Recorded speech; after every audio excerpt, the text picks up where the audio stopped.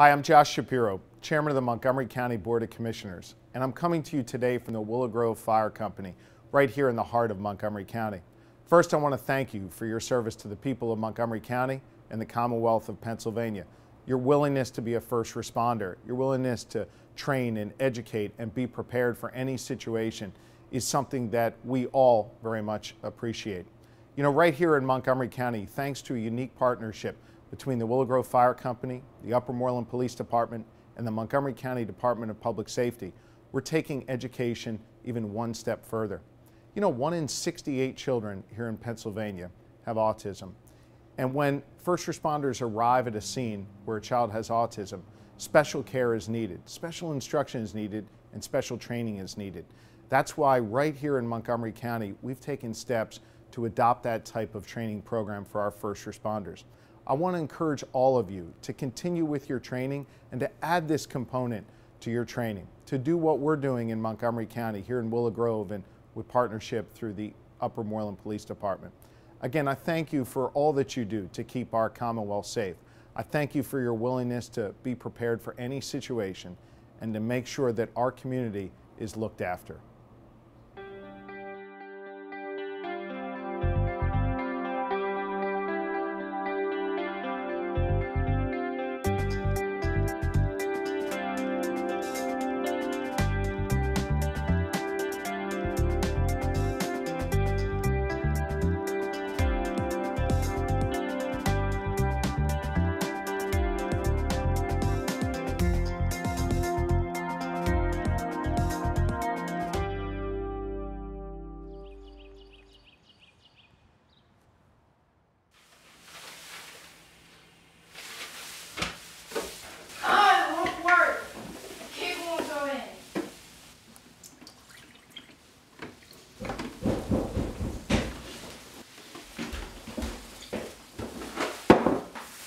Think it broke. It's all your fault.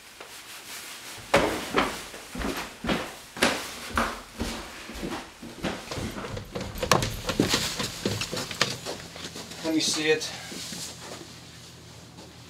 This is so easy, even you could have figured this out. The input cable is attached from the hub on the component cable. You just have to plug it back in.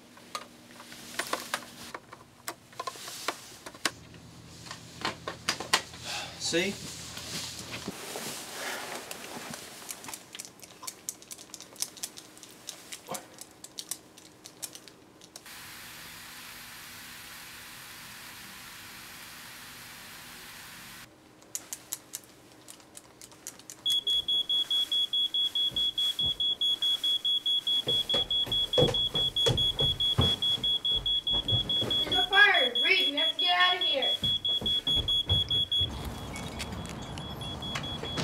Help! Help! There's a fire. 911. Yes, hi. I'm at 212 Main Street and there's a fire.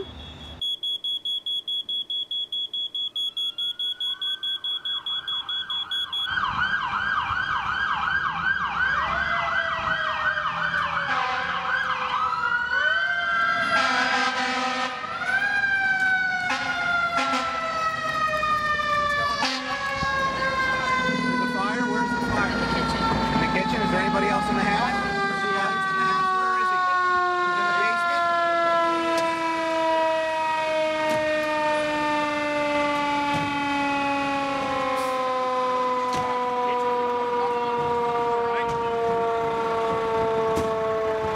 If you're all trapped in the basement, we'll go to the front door, no, sir.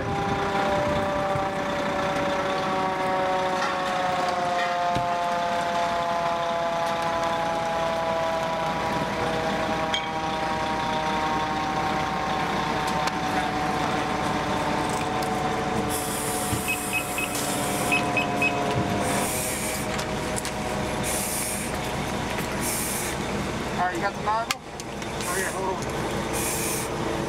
We're on the front door, right down to the basement, all right? Last scene in the basement, okay?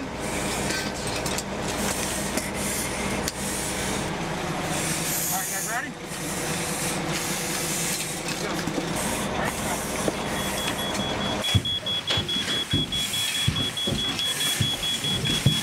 All right, fire's in the kitchen. You two, down to the basement, look for the AC, go for it, all right?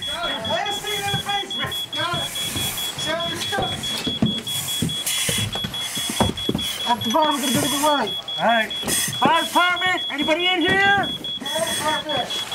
I got your leg, I'm going to the second room. Fire department, anybody here? Fire department, fire company. Anybody there here?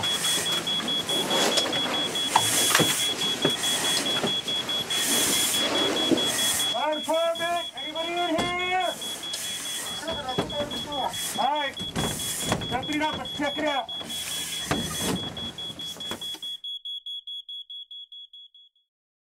My name is Brian Folk. I'm chief of the Willow Grove Volunteer Fire Company serving Upper Moreland Township. I've been an emergency responder for 28 years, and about 10 years ago my son was diagnosed with autism. I really saw a need for a program, and I'm proud to say my son actually goes out and helps deliver the program now. The program I developed includes some of the basic characteristics of people on the spectrum disorder, really referencing that everyone's unique. There is no two same people with autism, that each person's going to react differently.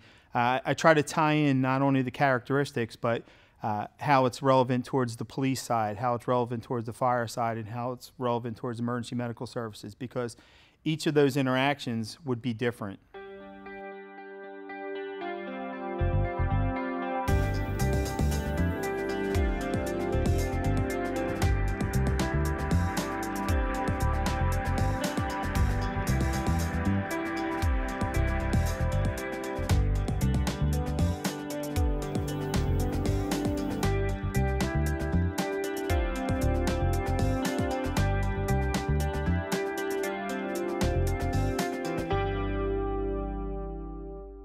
Typically when we're looking for our victim inside a building, there's certain areas that we'll target: in a bed, in a tub, under a kitchen table, behind a trash can, in a closet under a pile of clothes. Someone on the spectrum may have an area that is where they'll go when they're overstimulated, scared, frightened, that might not be where we would normally look. It's going to be somewhere that they feel safe. We encourage people to take feedback from the caregivers or the family. They're going to be your best, one of the best resources that you have as far as the safety and the care of that person.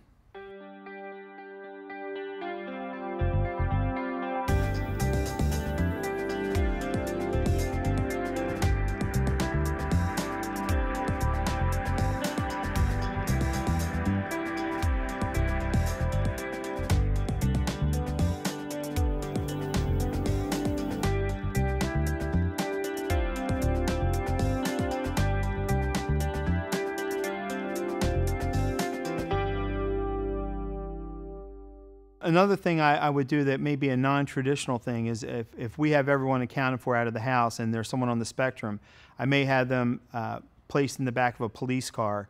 Not that they're in custody, but to ensure that they're not going to leave whoever the caregiver is and go back inside the house for something. For a family looking for help from a fire company, for someone on the spectrum, I would encourage them to see what they have as far as public outreach. Maybe it's something as simple as some one-on-one. If a crowd during an open house is too much for them, that they could come to the firehouse on a one-on-one session and learn about fire prevention and things that they can do to keep themselves safe. The premise alert, in Upper Moreland, we call it a special needs database. It's something that the local authorities will utilize to help someone with any kind of disability. It's actually not just for someone on the spectrum. It's anything that in an emergency situation that will support or help the emergency responders react to them. If it's something that would set the person off, or if there's some kind of medical condition or psychiatric condition, allergies to medications, where their tendencies are to hide, to run, to elope, all that information in addition to a picture is incorporated into that. So responding, an officer, a firefighter, or an EMT paramedic could say, hey, the sirens, loud noises cause this person much distress. So a block away I can shut all that stuff off if it's safe for me to do.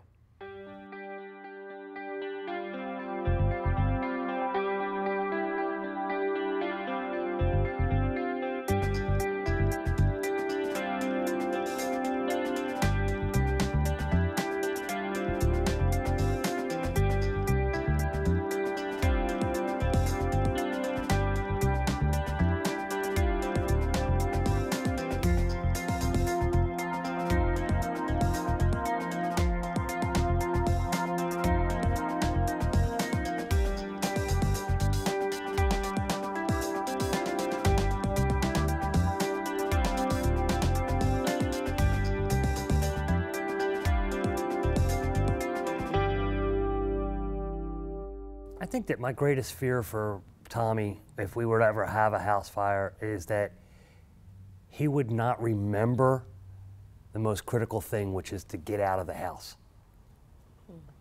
You know, that to me is the biggest fear, that he would just forget about that and go to a secret place and hide somewhere. I think for this morning, for me, we were talking about what our fire plan was. And I know that Dante knows what to do, but his response this morning was, well, I'll put the fire out, and then we'll find whoever started the fire, and we'll take them to court.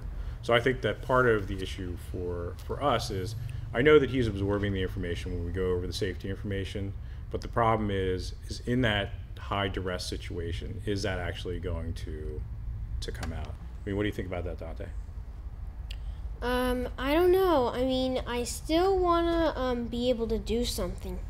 I mean, I want to like take a bucket and pour water on it, or if it's like an oil fire, like frying grease, then I want to take like a fire extinguisher and shoot foam to extinguish it. Did you learn that at school? Actually, I learned from a TV show. Which TV show is that? It was an educational television show when I was young. So yeah, I think he wants to take ownership of the event to try to handle it himself. And I think that all those things are appropriate methods to put the fire out, but I think that there's this point where he has a difficult time identifying what is his responsibility, and then what's the responsibility for the emergency services or other adults that might be better prepared for that type of emergency. If there's a house fire, my biggest fear is him running back in to get his favorite whatever it is of the week. Is it a card? Is it a toy? Is it whatever? That's my biggest fear. I think my biggest fear with Tommy is he says he knows, but then when you ask him 10 minutes later, he doesn't understand what you're asking him. So I'm afraid that he's going to go and hide somewhere instead of getting out of the house, even though we drill it into them all the time. Yeah, I think my fear is the sensory overload that's going to happen, and even with somebody without autism is going to be panicked, and you're hoping that your instincts kick in, but we have no way of knowing what my son's instinct would be at that moment. Like you said, you just don't have any way of knowing how they're going to react. And I've known it takes my son multiple repetitions of something before it's that ingrained in him, that he's just going to react out of instinct. And the instinct that we would like to have happen isn't always the instinct that happens. Yeah. Yeah, I know that when Dante was in elementary school, he actually had an issue with the sensory overload, basically from the fire alarm system. And the school district's answer to that was to basically preemptively let him know when that was when they were going to do the fire drill, which I was completely against, because that doesn't instill any kind of actual response to train him for the emergency, whether it's the drill or an actual fire.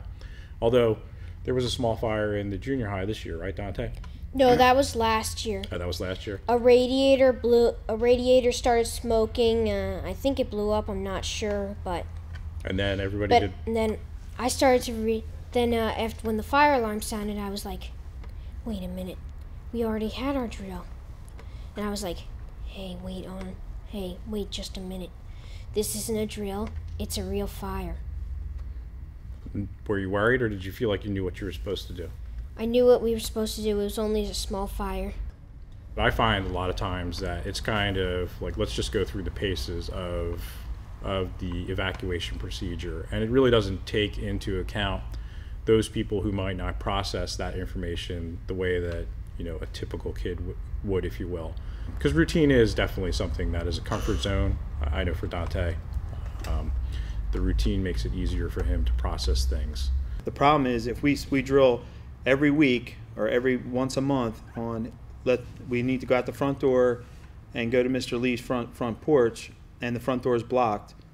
Someone on the spectrum, that might be all they remember. Like, we have to go that way because I'm a concrete thinker and there is no gray, it's black and white.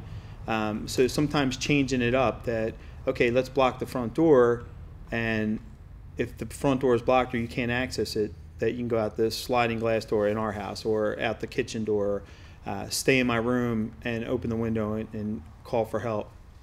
You never know what information is being retained at the time you're doing your drill. So it might be that they might be thinking, well, it's a rainy day, there won't be a fire today. Because whenever we drill, it's always sunny out, or it's the daytime. When we all know a lot of fires happen at night. So I guess change it up, like you said. Even the things that I'm not trying to reinforce are sometimes the things that stick, which is a concern as well. So it could be something like, well, what if we decide to exit through a window? And then you say, well, that's not really a good idea. But that part gets lost in the translation when you're talking to them. And unfortunately, in a situation where it's high stress, that could be the one thing that actually comes back. I think, unfortunately, I know that there are things that you just don't think of. And I think that's the part that when you can collaborate with other people who are in a similar situation, like all of us, the things that you may have overlooked or not thought of on your own, these types of sharing sessions are important. I think that the best way for the fire company to help the community out is to incorporate what we're talking about today into our fire education programs, part of our open house, and just getting out to the schools and helping them develop the proper programs to teach the right way to handle these situations. We have a large thrust at Autism Fire Company to do education at all of the schools in October for the Fire Prevention Month. And I think it's the exposure part of the information, although I think a lot of times after the first couple minutes of these programs that we put on for the kids, you kind of lose them a little bit. But I think even just what the small part is retained is something more than that they had before. I think that in the open house setting, I think that the kids are more engaged because it's a little bit more relaxed and they actually get to do things that they want to do. I know Willow Grove, every October they visit St. David's to do fire prevention. And me and my dad also teach a class about safety for emergency responders. One thing that we do is we have a newsletter that pretty much reaches every resident of the township. So we have a formal township newsletter and a fire company newsletter that we put some type of message in.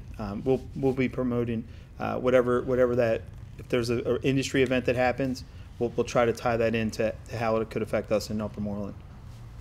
I think a lot of times the difficult part could be taking that information back to where you and your loved one who's on the spectrum exist or spend the majority of their time, and having that be applicable to that space. And I think that's the challenge for all of us who sit here, to ensure that the people that we love know what we need to do in a situation where it's going to require, safety measures to evacuate safely.